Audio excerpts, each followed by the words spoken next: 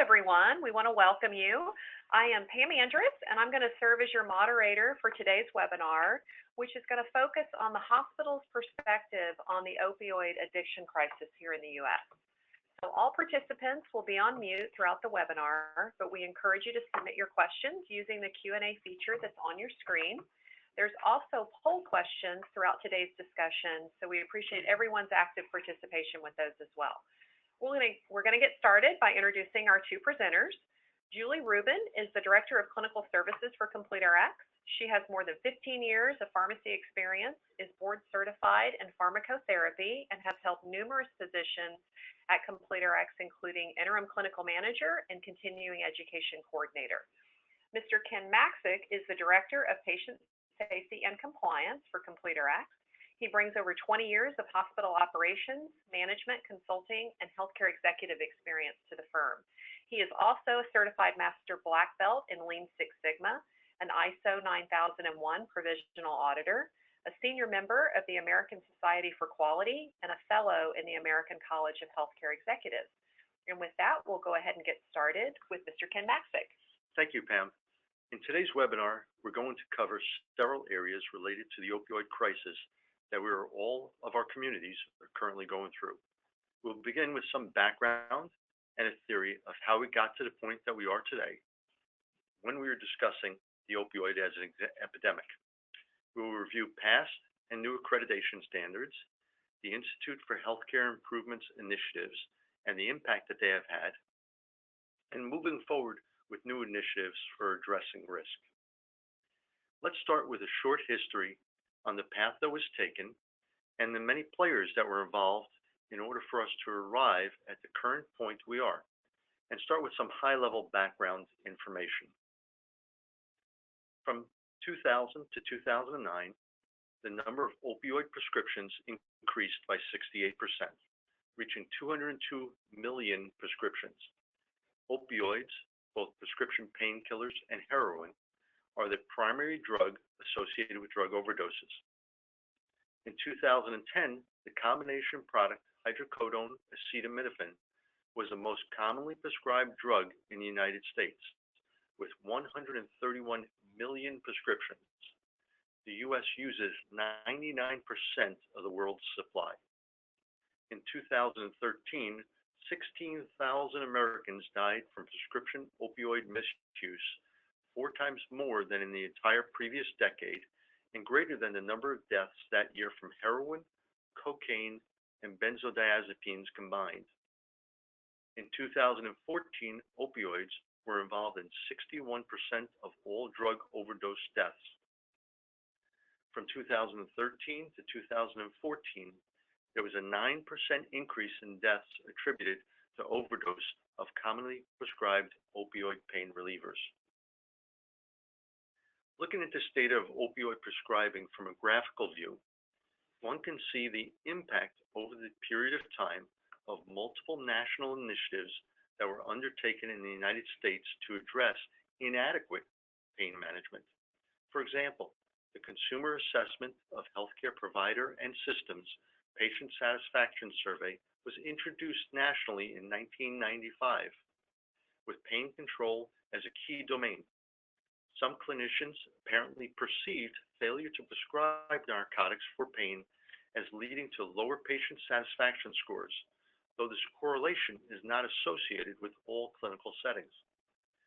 In 1995 and 96, the American Pain Society began promoting the idea of assessing pain as a vital sign.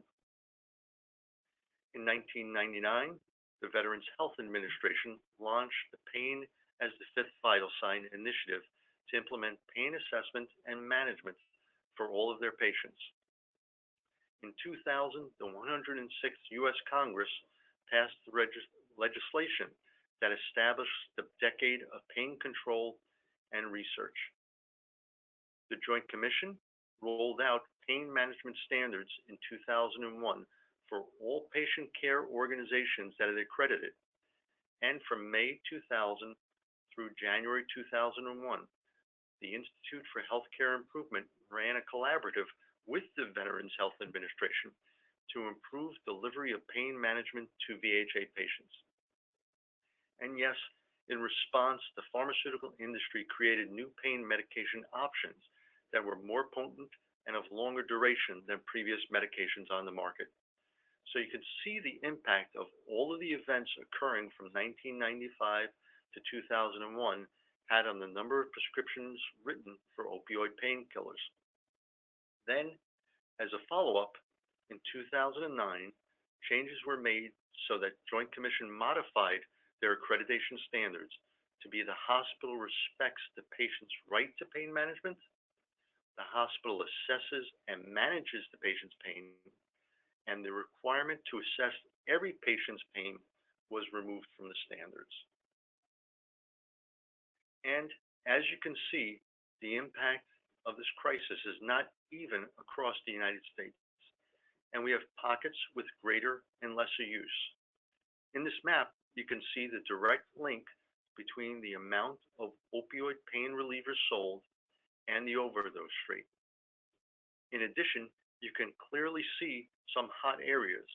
So if you look at the triad, so to speak, between Kentucky, West Virginia, and Ohio, you could see that you have one pocket with a high impact area. This is a very difficult problem to address as it represents a system issue. And later in the presentation, we will discuss some system level strategies. However, when we think of areas that are impacted, we look to the availability of a national prescription drug monitoring system that is easily accessed by all providers. Attitudes that various groups have about pain and opioid containing substances. Law enforcement attitudes towards opioid users and incarceration of opioid users. Availability of addiction treatment centers and referral centers, and then of course, how it is that we are going to reimburse for these services, and how insurance companies will reimburse you for screening and risk analysis. And there are certainly other areas that we need to also include, especially education for providers and for patients. The material we currently have available to use related to national guidelines is dated and is inconsistent.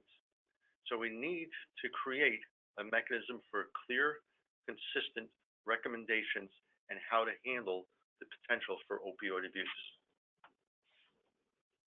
Next, what I'd like to do is look a little bit about accreditation and pain management standards and where we're currently at. Well, after completing the comment period in February of 2017, the Joint Commission has now published a new set of standards that will begin to be surveyed against starting in January 2018.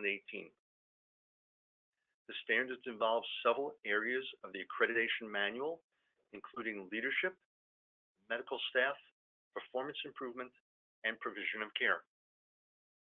This broad stroke shows the impact and number of stakeholders that need to be involved in creating a solution to the situation.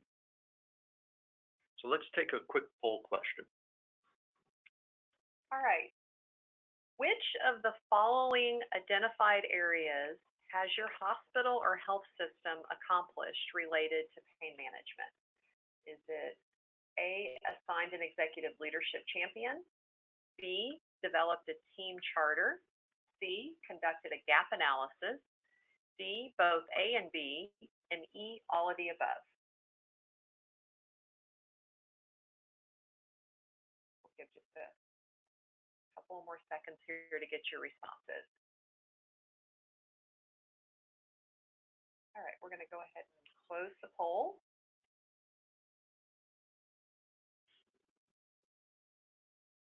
And it looks like the majority of participants selected C, conducted a gap analysis, right at 60%, with 20% answering A, and then all of the above at 20% as well. Well, first of all, great for all of you, 20% that answered all of the above. You're really somewhat ahead of the game at this point in time.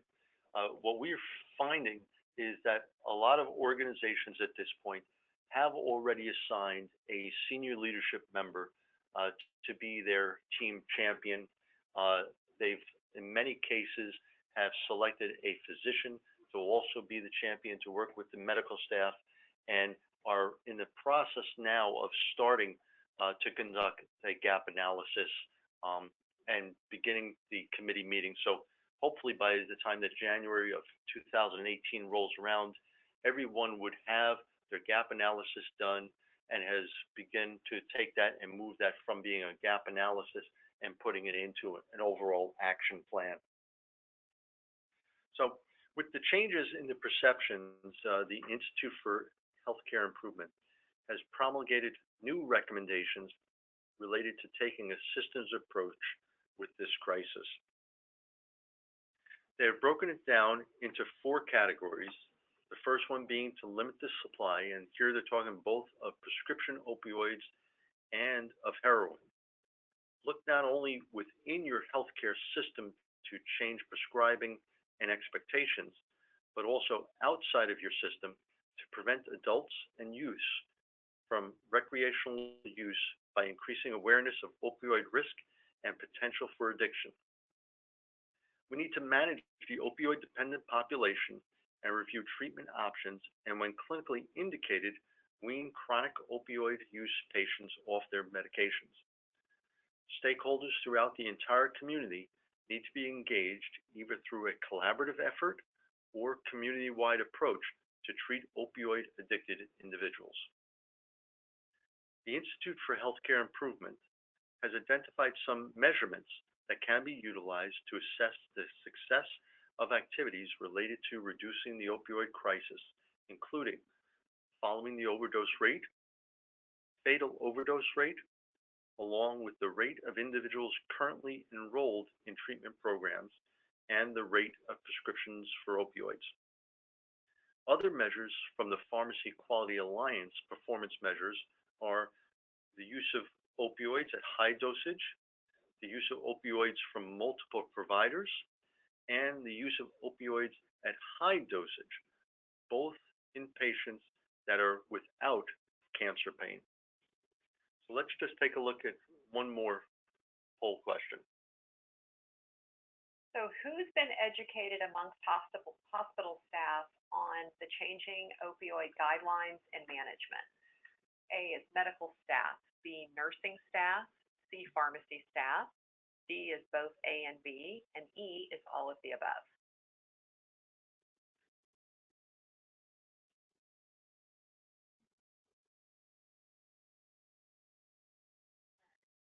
Okay, we'll go ahead and close it out.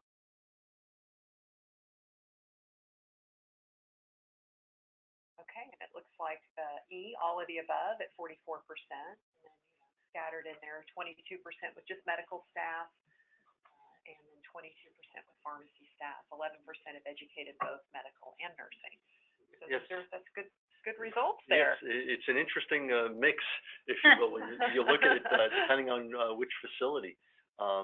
We certainly would like to see all staff members that come in contact with these patient populations to be educated, especially since the groups that we have, their medical, nursing, and pharmacy staff, those are the people that their patients are going to be asking about their medication use. So we should have everybody on the same page and receiving the same information. Moving back to the Institute for Healthcare Improvements approach, you can see once again, in managing the dependent population, we talk about education of patients and family, and also about the tapering of medications. And in caring for opioid addicted individuals, we need to look at the availability of long-term comprehensive treatment and supportive social services. I know this slide is difficult to read. However, I think it shows the breadth of the problem we are facing. It comes from the available literature. It contains a snapshot view of what it would take to have an effective pain management program, and utilizing a cause and effect analysis approach to break down the impact areas into 6 categories. So on the right-hand side is the effect you are striving to obtain, an effective pain management program. And everything contained on the left are the potential causes which in this case are items you would need to have in place in order to obtain an effective pain management program. In this case, it's broken down into 6 categories, which can then form the basis of conducting an organizational gap analysis to assess how you are doing in each of these subcategories. So, for example, we could look at the system category and determine if we have in place a pain management quality improvement plan, standardized documentation and information flow, and what is our clinic and community outreach program. You would then respond to each sub-question to provide you with a roadmap of potential projects you could work on. Next, we will begin by looking at a summary of the clinical evidence. Thank you, Ken, for a very informative summary of the epidemic and how groups are handling. As Ken has stated, clinical studies and guidelines are lacking. That being said, there needs to be more research done in pain management. Opiates will never go away. Currently, they are most effective treatment for pain. In 2015, the NIH spent approximately $854 million on pain research, while they spent more than $6 billion for cancer. There are no currently long-term studies greater than 1 year looking at the outcomes. Most are placebo-controlled and last for approximately only 6 weeks. Some have minimal conclusions, and conclusions only include that methadone may increase mortality and that there's no difference in pain alleviation or function with dose escalation. Some of the new pain management in development include toxins from cone snails, capsaicin for reducing hypersensitivity nerve endings, and also nerve growth factor inhibitors that will block pain signals in nerve cells. The CDC guidelines for managing chronic pain was released in 2015. It consisted of 8 to 9 recommendations. Recommendation 1 responds to non-pharmacological therapy. It looks at non-pharmacological therapy and non-opiate pharmacological therapy that are preferred for chronic pain. If opiates are used, they should be combined with non-pharmacological therapy and non-opiate pharmacological therapy as appropriate. Pain should be treated as a stepwise approach. First, medical staff should try non-opiates like non-steroidals, acetaminophen, anticonvulsants, and certain antidepressants. Next, clinicians should consider opiate therapy only when risk and benefits are outweighed. If they could reserve the opioids, they should. Does your facility have a good protocol to look at non-opiate therapy first? An emergency department in St. Joseph's Regional Medical Center implemented such a program looking at alternatives to opioids. They saw approximately 300 patients in the ER. They used targeted non-opiate meds, trigger point injections, nitrous oxide, and ultrasound. In just 3 months, they were able to reduce opioids by 38%.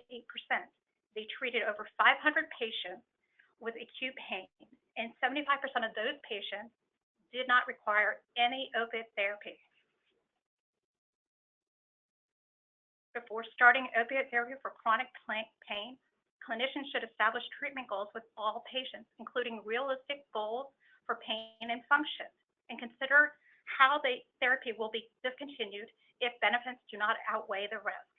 Physicians shouldn't be treating the number, but using a specific measurable and patient-centered plan to assess progress using scales. A meaningful reduction of 30% reduction is usually assessed. Use of just pain scores by itself could result in rapid increases in dose. Function of life and general activity becomes more important. It is generally not possible and safe to eliminate all pain, but our goal is to reduce your pain to a reasonable level. So that way you can actually manage unpleasant side effects and also do your normal activities of daily life. Now it's time to do another poll question. Yeah, we'll move on to our third poll question here. Who in your organization is responsible for educating patients on opioid abuse? Is it the medical staff, nursing staff, pharmacy staff, both medical and nursing staff, or all of the above?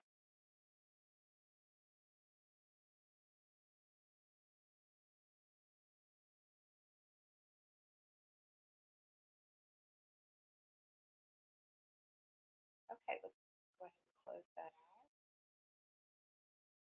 And similar results, about 36% all of the above, which clearly we'd like that to be 100%, right?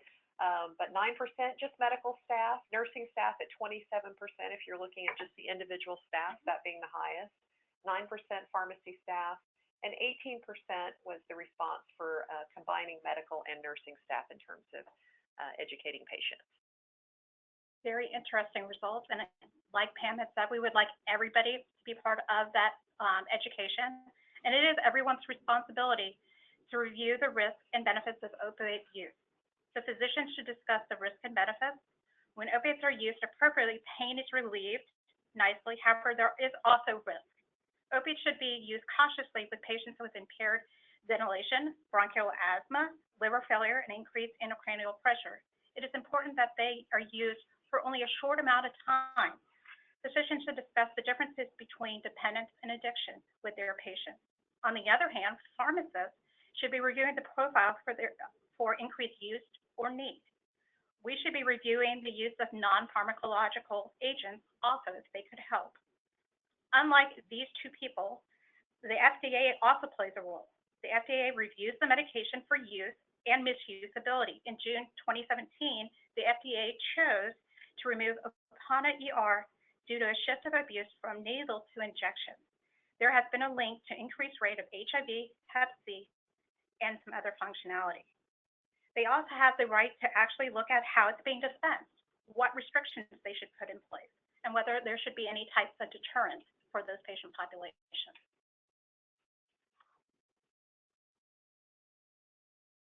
The next section discusses opiate selection, dosage, duration, and follow-up, and finally discontinuation. When we start opiate therapy for chronic pain, clinicians should prescribe immediate release instead of extended release products. Generally, extended release is reserved for cancer pain. The FDA has established a REMS program for long-acting pain meds. The prescribers and the pharmacists are required to receive education. The information required doesn't offer any information on non-pharmacological agents, and it's generally sponsored by industry. Because of the increase of use of opiates, the FDA is considering physician education for immediate release products also. They are also considering whether pain management training should be required for all physicians, nurses, pharmacists, and others.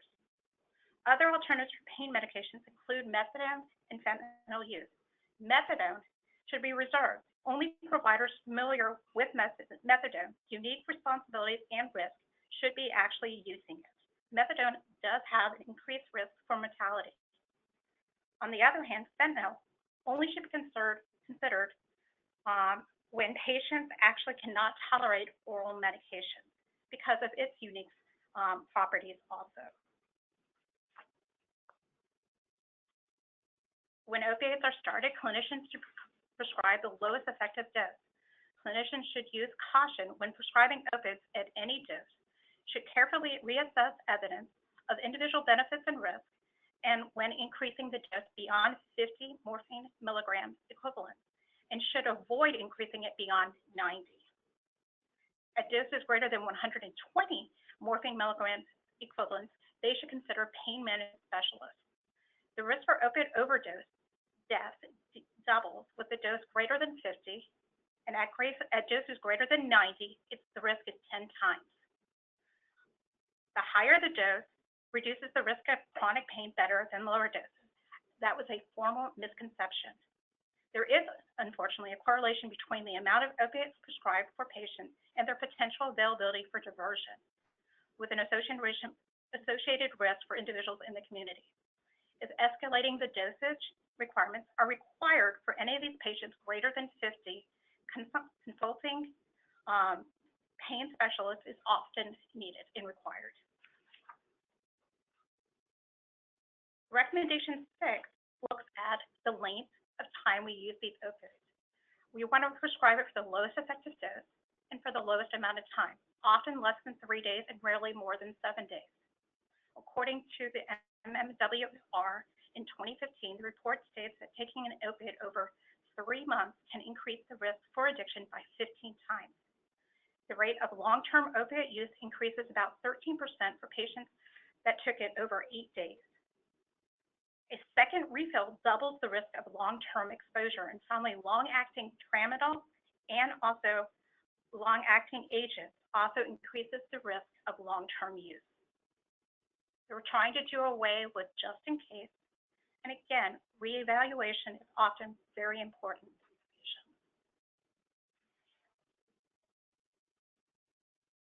Reevaluate patients after an acute episode becomes vitally important between 1 to 4 weeks after starting therapy. At follow-up, it's important to look at whether the opioid should be continued and it's meeting the treatment goals. If there's any signs of serious adverse events or warning signs of overdose, treatment should be stopped or even tapered.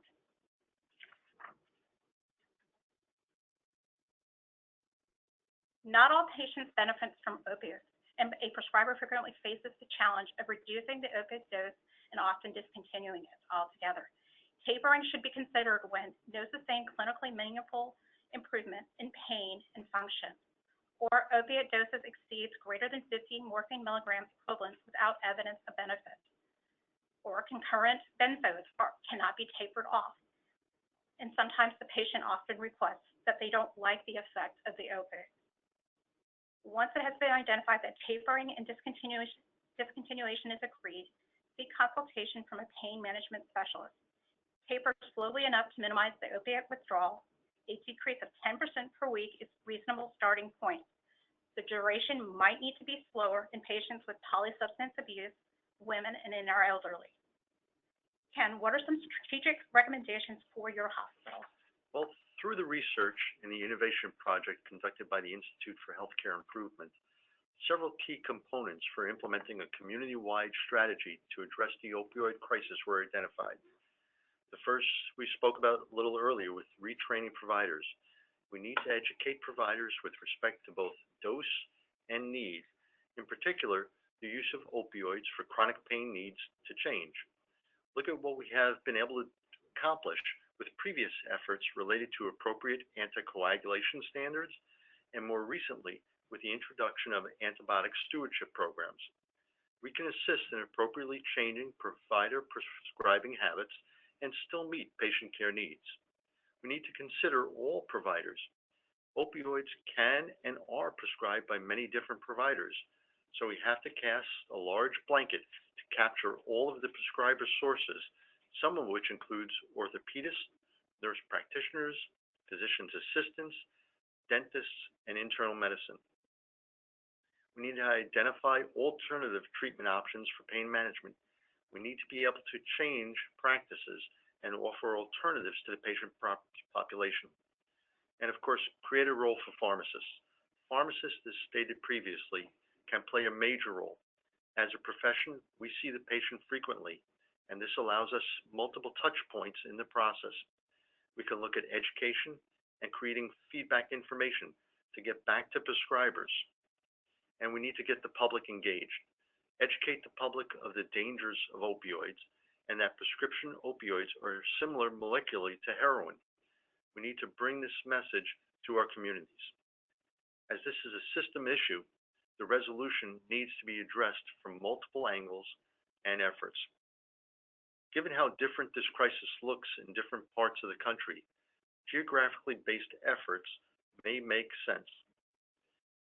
And of course, we need to include law enforcement as part of the solution. Julie, let's go back into assessing risk of opioid use. Our final section will speak about the risks and harms associated with opioid use that affects our patient population. First, adverse events associated with opioid use is a potential. Understanding the risk becomes very important. Patients with obstructive sleep apnea are at an increased risk of respiratory depression. The opiates could cause the tongue and muscles in the mouth to relax and could aggravate the sleep apnea. They are also more sensitive to the effects of opioids. Doses should be slow and tapered. Should avoid PCA and basal doses. On the other hand, many of our pregnant women use and also need pain relief. Research is identifying that there's birth defects associated with opiate use. Many of these agents are classified as a C and have potential risk to our fetus. Overdose is also the leading cause of injury-related deaths in 25 to 64-year-olds. Risk factors have been associated and identified and include benzodiazepines in combination with opioids, higher doses of opioids, again greater than that 50 to 19 milligram equivalent, multiple pharmacy uses, polysubstance, the long-acting and extended-release products. In any of these cases, Narcan might be advisable for those patients having any of those risk factors. This only addresses part of the problem. Hospital employees have easy access to narcotics and could be easily diverted. Ken, how do we address this drug diversion? Well, we recognize this situation as one not only impacting our communities, but also our staff. The Institute for Safe Medication Practice in March of 2016 had an issue of their medication safety alert, and it noted that sharps containers are used to obtain illicit medications, and that according to both the U.S. Substance Abuse and Mental Health Service Administration and the American Nurses Association reports, they showed that about 1 in every 10 health professionals is struggling with addiction or abuse prescribed for them. Also, keep in mind that back in September of 2014, the DEA issued a final rule on the destruction of controlled substances, stating that hospitals and health systems as registrants must have a method of destruction consistent with the purpose of rendering all controlled substances to a non-retrievable state in order to prevent diversion and any substance to illicit purposes and to protect the public health and safety. So if your organization has not already done so, you will need to have additional safeguards for controlled substance destruction. And with that, we'll go to our last poll question. All right. Who comprises your team to help combat opioid abuse? So A is hospital personnel, B, local law enforcement, C, community leaders, D, both hospital personnel and community leaders, and E, all of the above.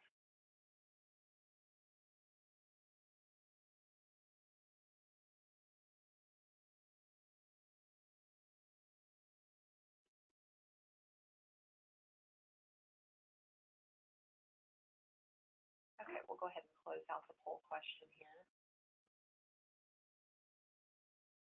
All right, right at 50%, all of the above, including everyone in terms of being able to put together an effective team in your community. And I think it's very important that we do have a little bit of everybody, as Ken and I have both alluded, but it's important that we have hospital representatives, local law to help us out with the community and the patients that are coming in and leaving our hospitals, and also with our people on the outside, making sure that we have transitions of care from the inpatient to the outpatient. With that, we want to leave you all with a few takeaway points with this from this presentation. It is a system-wide approach, and it requires a system to actually fix this problem. We need to find alternatives to pain besides just opioids. We need to use non-pharmacological approaches to use and also non-opioids. We need to conduct that gap analysis to determine our strengths and weaknesses. We need to look beyond physicians as that champion. Pharmacists may play an important role as a liaison between the patient and nursing staff. Patients respect them and often tell more to their local pharmacists. We need to look at more patient education and education of our own staff about how pain works, non-opiate pain medication, and the treatment of opiate dependence. We need to have frequent follow-up to assess for compliance, outcomes, and potential side effects. And finally, how to taper the therapy once it's determined to stop working.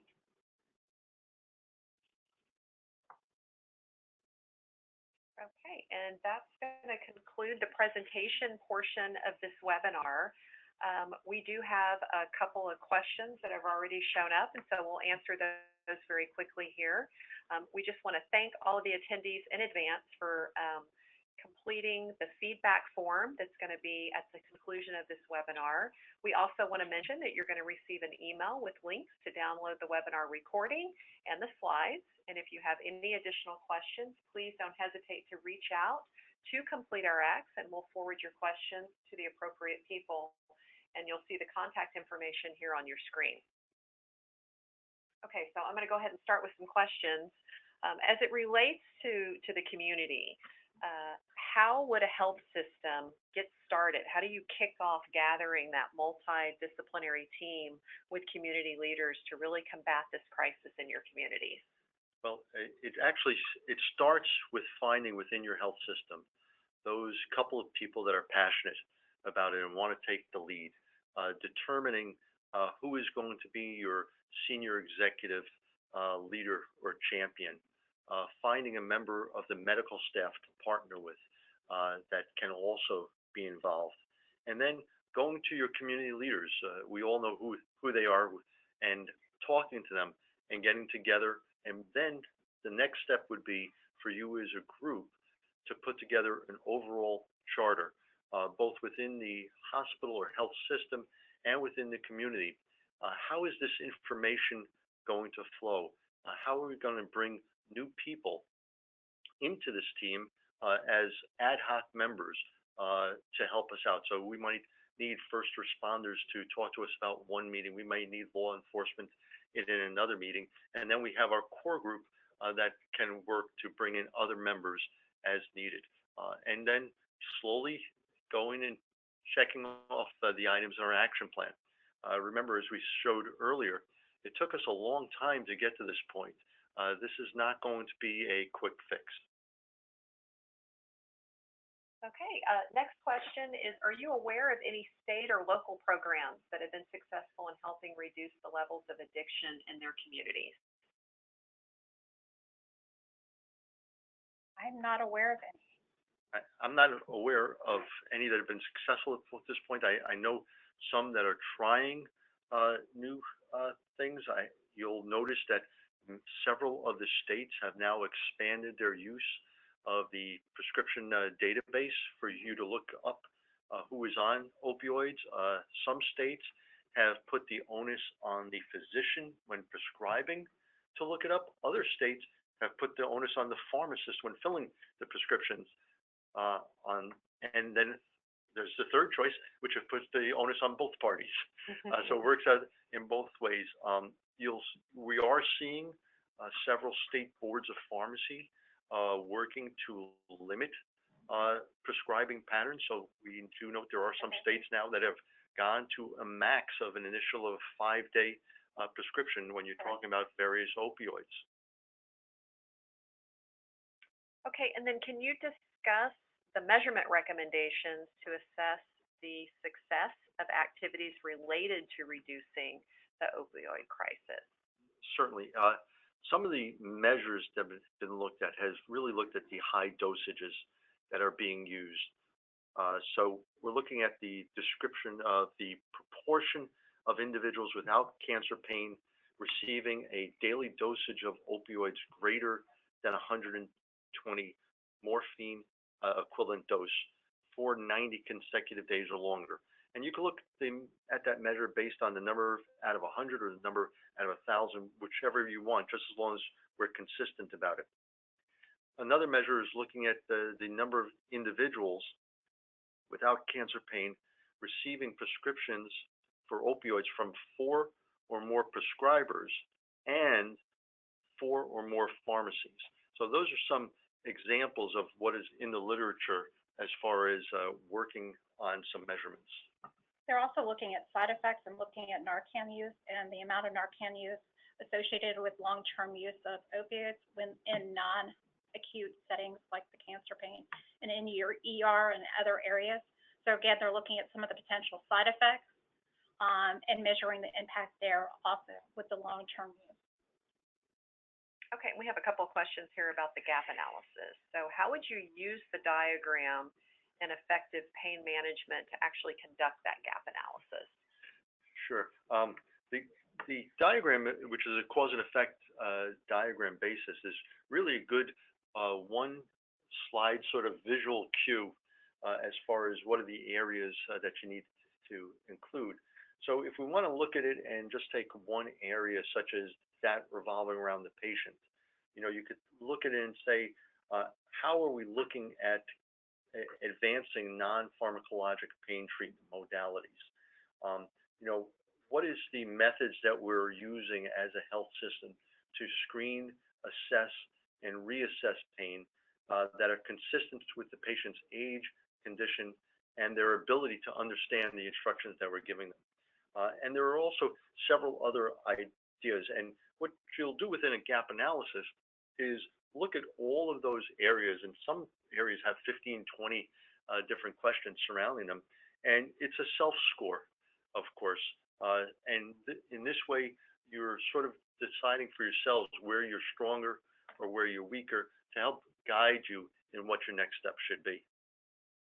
Okay, and a follow-up question to that is, what have we seen as an organization during our own gap analysis? We're seeing a lot of differences in inconsistency with the order sets that people are writing, learning how duplicate therapy has been a problem often, how they're handling duplicate therapy, and then how they're measuring their successes and failures.